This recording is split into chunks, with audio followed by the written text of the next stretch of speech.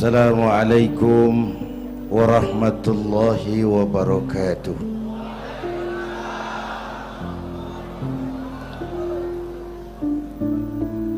Alhamdulillahilladzi asra bi'abdihi laylan minal masjidil haram ilal masjidil aqsa.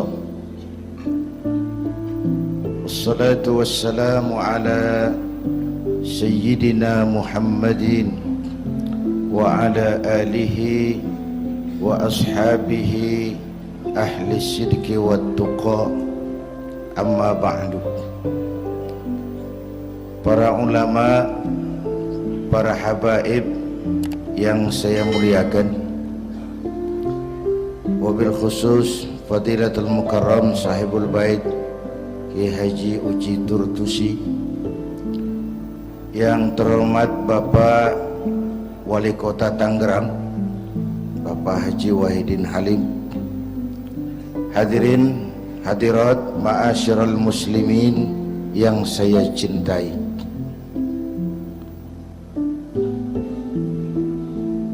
Pertama,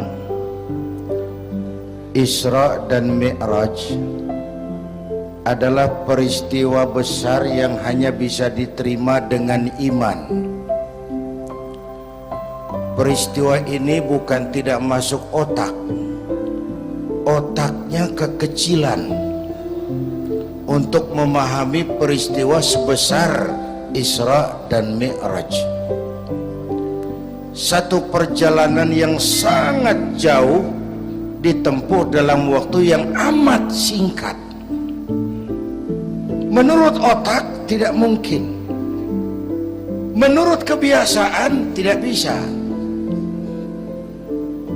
menurut pengetahuan impossible, menurut iman apa yang tidak bisa kalau Allah yang mau. Itulah sebabnya peristiwa yang dahsyat ini menurunkan perintah sholat sebagai sandaran vertikal bahwa kita memang perlu Allah. Kita memang perlu Allah. Itu sebabnya tempo hari lewat TV saya katakan, hidup yang paling tenang itu hidup model tukang parkir. Baik, tingali itu. Pakai tingali. Tukang parkir di pasar, coba lihat, biar mobil banyak, mereknya bagus-bagus, nggak pernah sombong. Belum selesai, dengerin dulu, belum selesai. Nanti mobil pergi satu demi satu, habis sama sekali, dia nggak sedih. Mobil banyak nggak sombong, mobil habis nggak sedih. Kunaon? Apa kunaon itu? Lah sok poho deui. Kenapa bisa begitu? Ini nyengir tapi mikir. Ada muatan ini. Tukang parkir tidak merasa memiliki, tapi merasa dititipi. Siapapun yang merasa memiliki mesti takut kehilangan. Tapi kalau merasa dititipi, jabatan, harta, anak, istri, itu semua sekadar titipan, hiduplah seperti tukang parkir. Pertama, titipan tidak boleh bikin kita jadi sombong. Dititipin kok sombong, nggak pantas dong. Pak Zainuddin titip mobil ya, silakan. Yang punya mobil pergi, saya petatang peteteng. Emangnya mobil kamu? Orang cuma nitip, dititipi kok sombong. Ada orang dititipi jabatan oleh Allah, sombong. Ada enggak? Ada enggak? Ada. Namanya Fir'aun.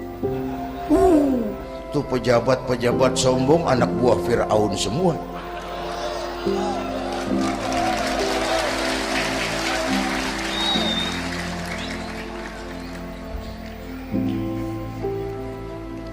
Ada orang dititipi harta oleh Allah jadi orang kaya, sombong, mentang-mentang kaya sama tetangga nggak mau kenal, mentang-mentang kaya orang lain kecil semua, mentang-mentang kaya jalan nggak nginjak tanah. Kuntilanak dititipin kok sombong, nggak pantas dong. Satu. Yang kedua, titipan harus dijaga baik-baik. Kalau tidak dijaga bisa rusak. Kalau rusak, yang nitip marah, yang nitip marah. Pak, saya mau ngaji, titip sepeda motor, silahkan. Selesai pengajian sepeda motor diambil, kaca spionnya pecah, knalpot hilang, bemper penyok. Marah nggak? Saya kan nitip, kenapa nggak dijaga? Apa bedanya? Allah nitip anak 3 orang di rumah kita, nggak dijaga. Yang satu mabuk, yang satu judi, yang satu ngerampok.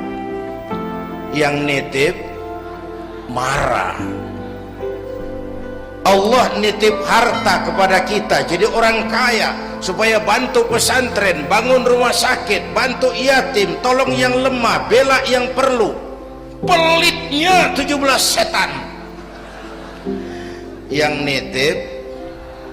nitip marah. Sudah nggak pakai dong. Sekarang yang makro, Allah titip Indonesia. Hai rakyat, ini Indonesia, aku titip, kata Allah. Ini titipan mahal karena ditebus dengan keringat, air mata, darah dan nyawa. Aku titip Indonesia. Ini negara besar, buminya subur, di bawah perut buminya ada gas, minyak, batu bara. Kekayaan negeri ini dikuasai oleh negara, tapi harus digunakan bagi sebesar-besar kemakmuran rakyat. Itu amanat. Disalahgunakan, dikorupsi. Yang nitip ini kan musim din-din ini lagi nggak enak bulan-bulan ini nih. Nazarudin, Syarifudin, yang ceramah Zainuddin lagi ini.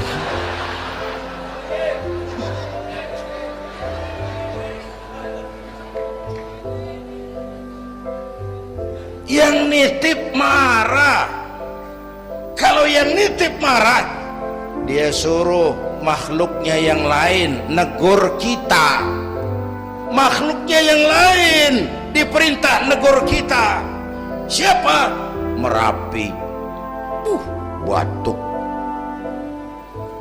Bromo muntah, Semeru demam, Anak Krakatau menggigil, angin puting beliung, banjir di mana-mana, gempa, longsor, hujan es. Kebayoran hujan es. Tetangga saya udah nyiapin sirup, mau hujan es. Innalillahi wa inna ilaihi raji'un. Angin teh makhluk, mang. Air makhluk, gunung makhluk. Tidak mungkin makhluk bergerak sendiri. Eta teh Merapi teh demo, mang, demo. Kalau kita rakyat kecil demo, Satpol PP turun. Kalau Merapi demo, siapa yang mau ngademin? Mbah Marijan. Selesai. Mbah Marijan udah kumpul sama Mbah Surip di alam barzah tuh. Udah rapat saya dengar.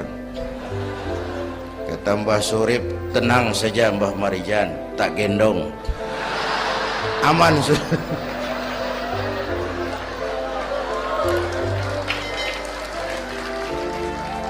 Apa artinya ini? Kita perlu Allah. Kita perlu Allah. 100 tahun kita bangun, selesai oleh gempa 5 menit.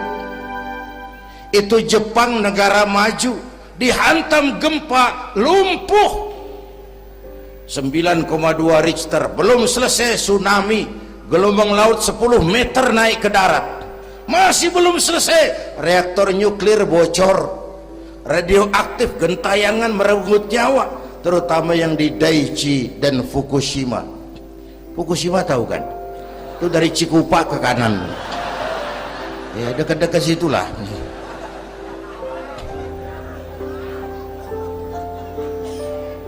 Kita perlu Allah. Paingan, apa paingan? Hah? Pantesan lah. Pantesan orang yang paling bersih hatinya Rasulullah, orang yang paling baik akhlaknya Rasulullah, orang yang sudah dapat jaminan ampun atas segala dosa Rasulullah. Tapi baginda Rasul kalau sholat malam bengkak kakinya karena rajin sujud. Saya perlu Allah. Dosa sudah diampuni, akhlak paling baik, hati bersih, tapi kalau sholat malam kakinya bengkak karena rajin sujud. Allahumma sholli alaihi. Saya tahu di pasar Kemis juga banyak yang kakinya bengkak.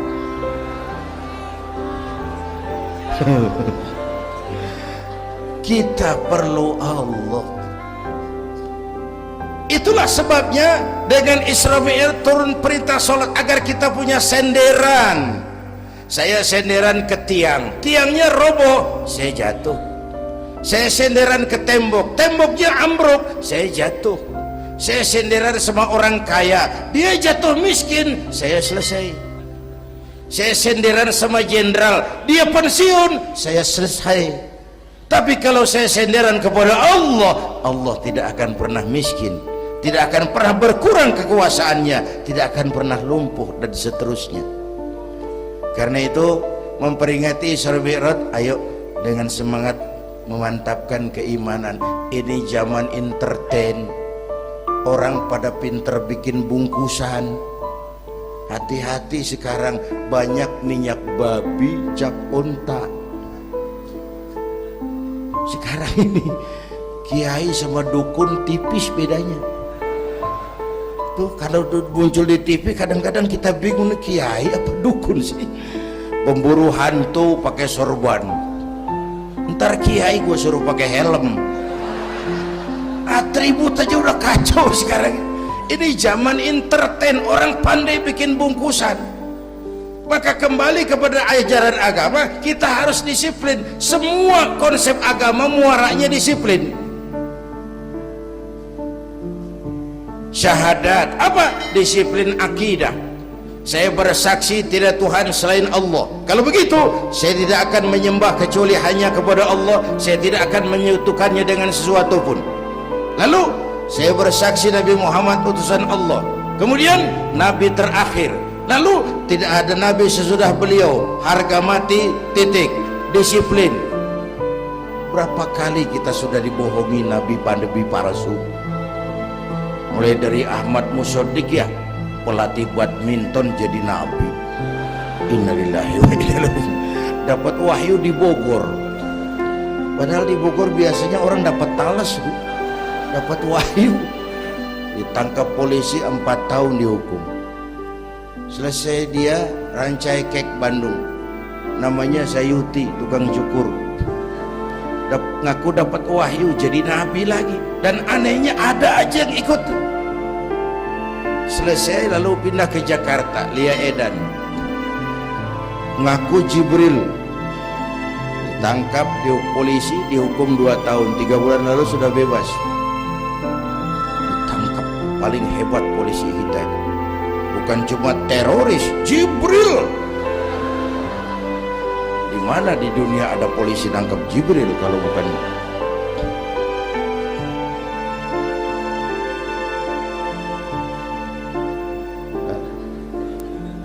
Terakhir yang aneh lagi, menurut catatan Bakor Pakemnya Kementerian Agama RI, antara Cirebon Losari, batas Jawa Tengah Jawa Barat, tuh muncul agama baru namanya agama Jasun, agama Jawa Sunda, Jasun. yang jadi nabi Tugimin. Saya bilang ini jangan jadi nabi, jadi kiai juga kurang angker kok nih. Al Mukarram Bapak Kiai Tugimin nggak ngangkat loh itu. Yang gak enak selawatnya. Kalau kita kan nikmat tuh tadi, ya Habibi ya Muhammad, asyik rasanya itu. Coba ganti sama yang tadi, nggak serem Pak. Ya Habibi ya Tugimin, nggak enak tuh, nggak enak. Saudara-saudara, di Isra Mi'raj ada potret. Ketika di Masjidil Aqsa, malaikat Jibril datang nemui baginda Nabi, bawa 2 gelas minuman, arak susu. Ya Muhammad, pilih, ambil, minum. Mantap, tidak ragu-ragu, Nabi mengambil gelas yang isinya air susu. Dengan bismillah beliau minum. Selesai minum, kata malaikat Jibril, saddaqta ya Muhammad, laqad asabtal haq. Kau benar Muhammad, pilihanmu tepat. Emangnya kenapa Jibril? Kalau arak yang kamu pilih, kamu ambil, kamu minum, habis umatmu jadi pemabuk semua. Ini potret Pak. Itu yang tiap hari kita hadapi, yaitu arak, susu, benar, salah, hak, batil, ma'ruf, munkar, halal, haram. Hati-hati, jangan salah pilih, karena ini zaman entertain. Banyak minyak babi cap onta. Kalau minyak onta cap babi itu masih halal. Ini minyak babi cap onta, kita terpedaya lihat merek onta. Iya mereknya onta, gambarnya onta, isinya minyak babi. Berapa bulan yang lalu ada penyanyi pencipta lagu mati, namanya Ari Bowo. Masih ingat lagunya? Bercerita tentang madu di tangan kananmu, racun di tangan kirimu. Kalau itu situasinya, memilih tidak sulit. Kenapa? Alamat jelas, madu di kanan, racun di kiri. Masa ambil yang di kiri? Goblok amat. Si amat saja tidak goblok. Sekarang ini alamat dibikin samar. Madu di mana, racun di mana tidak jelas. Lebih celaka lagi sekarang, banyak racun bermerek madu. Banyak racun bermerek madu. Kita terpedaya, terpesona, terpukau, akhirnya salah pilih. Maka resepnya, jangan jauh dari ulama, makmurkan majelis taklim. Ini zaman entertain, orang pandai bangun pencitraan. Tuh, satu hal pertama yang ingin saya sampaikan. Iya, saya lihat jam doang. Sampai pagi, Beb. Yang kedua, ketika perjalanan dimulai, ada suara dari sebelah kanan, Muhammad berhenti sebentar. Jangankan berhenti, menoleh saja tidak.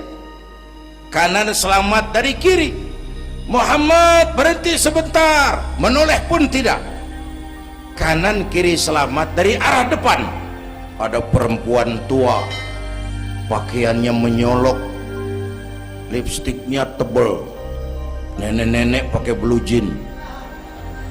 Muhammad berhenti sebentar, menoleh pun tidak. Sudah lewat, kata malaikat Jibril, untung kamu tidak menoleh Muhammad. Kenapa Jibril? Panggilan kananmu Yahudi, kalau kamu menoleh umatmu cenderung Yahudi. Panggilan kirimu Nasrani, kalau kamu menoleh umatmu gandrung kepada Nasrani. Itu perempuan tua dengan pakaian menyolok, itu dunia Muhammad. Dunia teh sudah tua, tapi karena dipoles, dibangun, dipoles, dibangun, dibangun, dipoles, orang nggak terasa kalau dunia sudah tua. Berebut harta, berebut warisan, sama juga berebut nenek-nenek. Makan habisin. Ini perjalanan, ini pun potret. panggilan Yahudi, panggilan Nasrani, panggilan dunia, materialisme, hedonisme berat sekarang ini. Berapa malam lalu saya masuk Serpong, saya senang lihat Serpong berubah jadi kota satelit, bangunannya bagus-bagus. Saya telisik, sekolahnya Don Bosco, Santa Maria, Santa Ursula, gerejanya mbahnya gereja dibangun di pojok Serpong. Awas panggilan Nasrani. Saya masuk Bekasi, Sukmajaya, sekolahnya Yayasan Penabur, mulai dari TK sampai perguruan tinggi, gerejanya besar. Awas panggilan Nasrani. Bahkan di Karawang mereka sudah bangun kuburan mahal. San Diego, dan teman saya pengusaha bikin pesen kuburan 200 meteran itu 5 miliar, karena tanahnya berbukit, bergunung, indah, dan malaikatnya rada baik. 5 miliar.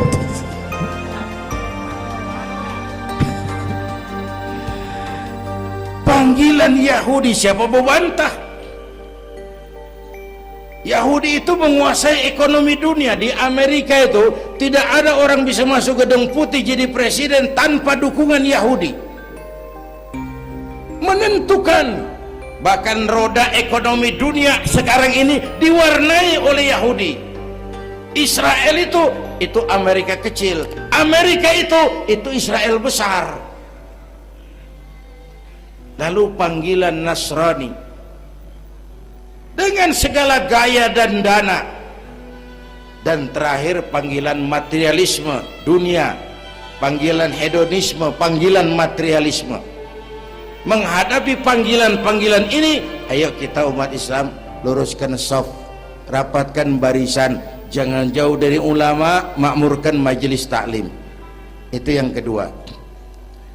Yang ketiga, Haram Aqsa ini perjalanan vertikal katanya.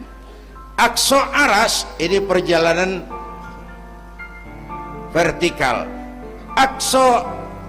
Haram Aqsa perjalanan horizontal.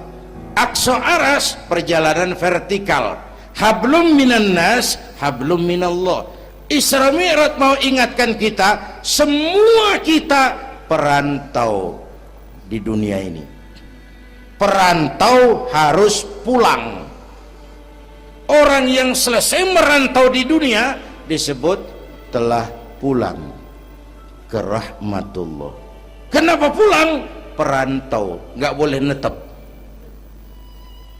Bodoh kalau ada perantau, tahu perantau tapi nggak pernah mikirin pulang. Dan saya mau bilang, orang pulang sebenarnya enak. Ayo contoh beberapa soal etimologis. Waktu SD dulu ada pelajaran yang kita nggak suka, gurunya galak. Pas pelajaran dia pengumuman, Bapak guru tidak masuk sekolah, anak-anak boleh pulang. Seneng nggak? Seneng nggak? Kenapa seneng? Karena boleh pulang. Orang pulang seneng. Contoh lagi, Lebaran masyarakat pulang mudik, senang nggak? Kenapa senang? Pulang. Orang pulang senang. Sekarang selesai hidup di dunia, kita pulang kepada Allah, senang nggak? Ragu-ragu, mau bilang senang takut besok. Mestinya seneng pulang. Apa yang bikin pulang yang satu itu kok berat? Kelihatannya dua. Pertama, kita ini sering mencintai sesuatu berlebihan, berakar di hati. Datang saat pulang tidak siap menghadapi perpisahan. Ada yang bergantung di sini, pulang jadi berat. Kalau cinta Allah sepenuhnya, cinta alam seperlunya, pulang enak. Yang kedua, bekal nggak cukup, sengsara di jalan, pulang jadi berat.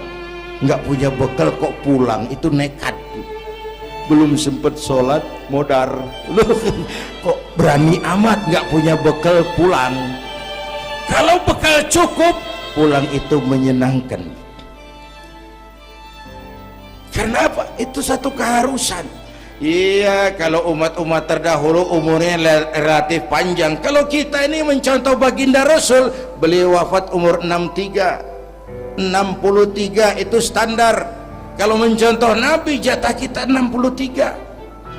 Kalau malam ini kita sudah 50 tahun, tinggal 13. Waspada. Kalau malam ini kita sudah 62 tahun 11 bulan, udah jangan pakai pantangan, apa aja makanlah Pak, sebulan lagi tuh. Sebulan lagi, syukur-syukur dapat bonus. Dan saya bilang mati itu tidak pakai abjad. Kalau pakai abjad bisa nunggu, mati bang ngacak. Kadang-kadang kakeknya segar bugar, cucunya paek. Kalau mati pakai abjad enak nunggunya. Tahun ini yang mati A, tahun depan B, tahun berikutnya C, lalu D, terus F, lalu G, lalu H, saya Z. Repot saya, nggak ada yang ngurus, orang udah habis.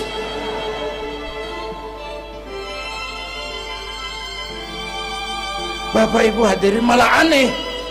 Jam 6 pagi sopirnya mati, jam 10 siang 4 jam kemudian Mbah Suripnya yang mati.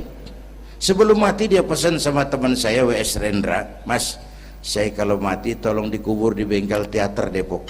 Monggo, dikubur sama Rendra.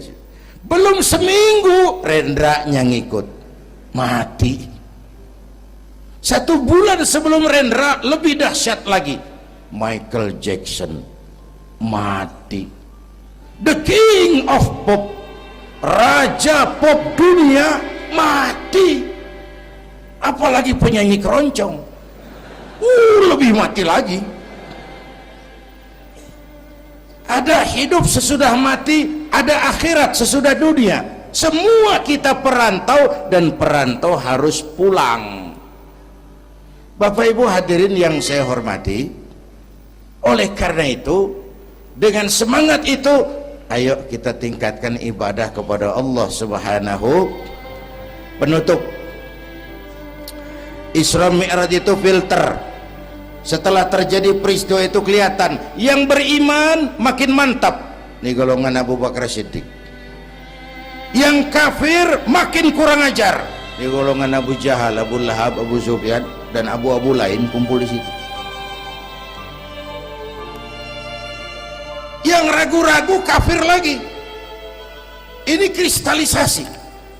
Maka dengan memperingati Isra Mi'raj ditambah dengan semangat sholat berjamaah, ayo kita jaga kesatuan, persatuan, kerukunan, dan kekompakan. Bapak Ibu hadirin yang saya hormati, saya bersyukur walaupun belum pernah hadir, tapi saya tahu tiap minggu pagi pengajian Kiai Uci ini dibanjiri oleh jamaah. Alhamdulillah, kita doakan beliau diberikan kekuatan dan pengajian jalan terus sampai kira-kira kiamat, kurang seminggu. Jangan sampai kiamat lah, ngeri. Saudara-saudara, itu yang kita perlukan sekarang.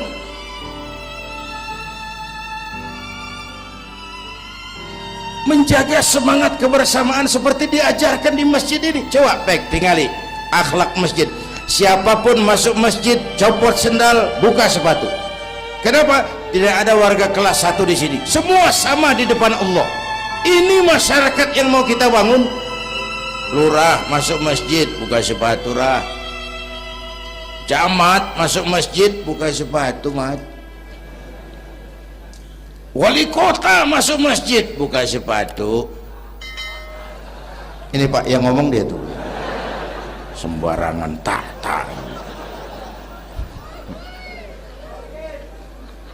Gubernur masuk masjid, buka sepatu, Nur. Presiden masuk masjid, buka sepatu, Den. Ini masyarakat yang mau kita bangun. Kan keadilan di negeri kita ini masih mahal. Hukum masih sering seperti pisau, tajam ke bawah, tumpul ke atas. Kalau yang kecil salah, hukum cepat-cepat ditegakkan. yang besar salah cicing wae pura-pura tenyaho, itu yang melukai rasa keadilan. Bapak Ibu hadirin yang saya hormati, itu yang melukai rasa keadilan. Kalau mau lapor kehilangan ayam, itu harus jual kambing. Ingin menang berperkara, jual sapi. Ngurusin ayam hilang kok jual kambing, jual sapi. Itu harga keadilan yang harus kita bayar. Karena itu ke depan belajar dari sejarah, kita bukan cuma perlu pemimpin pinter, tapi juga benar. Malahan lebih baik benar enggak tapi pintar ketimbang pintar tapi enggak benar. Capek dibohongi pemimpin yang cuma pintar tapi enggak benar. Disuruh ngurus beras malah nimbun beras, disuruh ngurus laut jadi bajak laut, disuruh ngurus hutan rame-rame jadi orang hutan.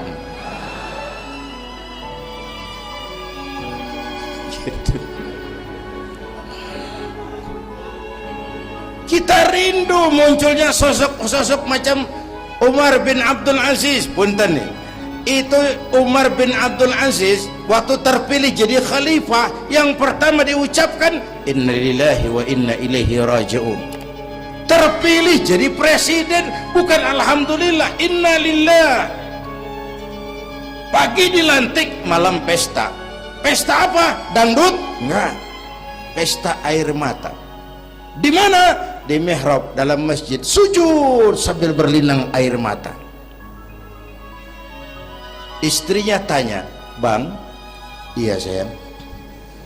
"Oh, udah dengerin aja, orang improvisasi." "Iya sayang, abang kan sekarang jadi khalifah." "Kenapa nangis?" "Itu Fatimah, itu sebabnya saya nangis, karena saya dipilih aklamasi secara sebagai khalifah. Setelah jadi pemimpin yang terbayang oleh saya, yatim piatu yang merintih kelaparan, janda-janda tua yang perlu bantuan, rakyat saya yang belum bisa menemukan haknya secara wajar, saya takut saya zalim kepada mereka, saya nangis mohon pertolongan Allah." Pagi dilantik, malam pesta, tahajud. Esok harinya karena pemimpin baru, banyaklah pejabat-pejabat gubernur cari muka. Namanya presiden baru, ada yang kirim emas, pakaian mahal, berlian, mutiara, dikumpulkan sama istrinya. Umar tanya, "Fatimah?" "Iya bang." "Banyak hadiah yang kau terima?" "Banyak bang, intan, berlian, mutiara, emas." "Kau senang?" "Saya senang bang." "Oke, kalau kau senang itu hadiah intan, berlian, mutiara, kumpulkan sebanyak-banyaknya dan besok kita cerai. Tapi kalau kau sayang saya, itu hadiah intan, berlian, mutiara, jual, uangnya masukkan baitul mal untuk ngurus rakyat kita." Apa jawab istrinya? Istrinya pun istri beriman, gak mentang-mentang istri pejabat lalu ikut-ikutan borong proyek suaminya. Kata Fatimah, "Abang?" "Iya sayang." "Apalah artinya intan berlian tanpa engkau di sisiku bang?"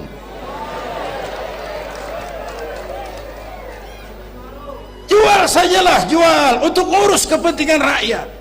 Yang nyata-nyata hadiah pribadi dijual ngurusi rakyat.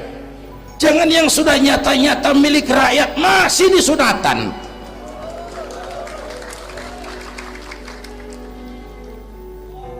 Yang antik lagi, satu malam beliau kerja di kamar, pakai lampu templok, nulis. Datang seorang tamu, "Assalamualaikum ya Amirul Mukminin." "Waalaikumsalam." "Silakan duduk." "Ada apa?" "Enggak, cuman mau ngobrol." Ngobrol urusan pribadi khalifah, kita kan teman lama." "Oke baik." Beliau berdiri, lampunya dipadamkan, ditiup, mati, gelap kamar. "Ayo kita ngobrol." Tamunya heran, "Ya khalifah?" "Iya." Kita kan mau ngobrol. Iya. Kenapa lampu dimatiin? Begini, Mas. Mau tamunya dari Jawa waktu itu, dengerin aja kenapa sih? Gini loh Mas. Tadi waktu sampean datang tuh, kan sampean lihat saya lagi kerja. Iya. Saya kerja tadi ngurusi rakyat. Tentu. Saya kan pakai lampu. Memang. Lampunya kan pakai minyak. Pasti. Minyaknya kan beli. Iyalah. Belinya pakai uang. Tentu. Uangnya uang rakyat.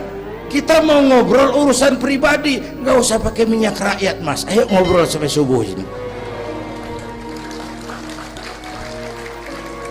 Kalau yang kecil saja orang sudah berhati-hati, apalagi menghadapi urusan yang jauh lebih besar ke depannya. Bapak Ibu hadirin yang saya hormati, oleh karena itu kita memerlukan semangat kebersamaan, walaupun tidak harus selalu bersama-sama. Ini ada potret terakhir. Baginda Nabi di awal-awal perjuangan didampingi 5 figur utama. Pertama, Nabi punya Sayyidina Abu Bakar Siddiq. Ini sahabat merangkap mertua, orang tua bijaksana, tempat Nabi tukar pikiran. Kampung itu enak kalau ada yang dituain. Yang kedua, beliau punya Umar bin Khattab, Al-Futuhat Al-Islamiyah, imam tapi jenderal, jenderal tapi imam, gagah, berani untuk Islam. Selesai? Belum. Yang ketiga, Nabi punya Utsman bin Affan, pengusaha tapi santri, penyandang dana. Umat akan maju kalau banyak punya Utsman. Yang keempat, Nabi punya Ali bin Abi Thalib, tokoh muda tapi intelek. Yang kelima, beliau punya Khadijah binti Khuwailid. 5 figur utama bahu membahu membantu perjuangan Nabi. Begitulah kita berjuang. Mesti punya segala hal. Mesti punya senjata yang namanya golok, gergaji, pisau, silet. Harus punya. Kapan makainya? Lihat lawannya. Yang kamu hadapi apa? Kumis Pak, silet turun. Yang kamu hadapi apa? Akar kayu nangka Pak, kampak maju. Ini kita sering emosi nggak para rugu. Yang dihadapin kumis, kampak yang maju. Urusan nggak selesai bibir bongkar. Anak-anak muda nggak cukup dibakar emosinya.